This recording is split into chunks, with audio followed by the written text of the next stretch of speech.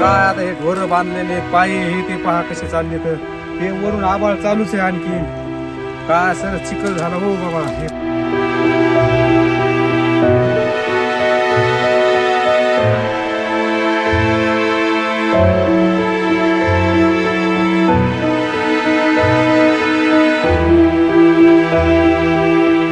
Soybean होतं आमचं समजायला पुऱ्याला पुरं गेले टोटल गेले त्याच्यामध्ये काही नाही राहिलेलं आहे. आता दिवाळी आली लेकराच्या फीस आहे 2022चा विमा पण द्याला नाही ह्या सरकारनं नुसतं देतो नुसतं घोषणा करायला काही नाही चालले तर कोणी झाकी करायली कोणचा आमदार पाण्यातून चाललाय पायातून चाललाय उगं नाटकं लावायले त्याचं काही खरं दिसणं कसं जगावं काही कळना आम्हाला. काय मागणी सरकारकडे आमची एकच मागणी आहे की हेक्टरी कमीत कमी 50,000 रुपये तरी द्यावं त्याची पुन्हा हेक्टरी देऊन किती देणार आहेत ते 2 हेक्टर त्यांनी मर्यादा ठेवली 2 हेक्टरची. आता आमचं 4 हेक्टर रान आहे त्या 2 हेक्टर मध्ये काय होणार आहे आमचं आम्हाला खर्च किती आला कमीत कमी 20 ते 25,000 रुपये एकरी पेरायला खर्च आला.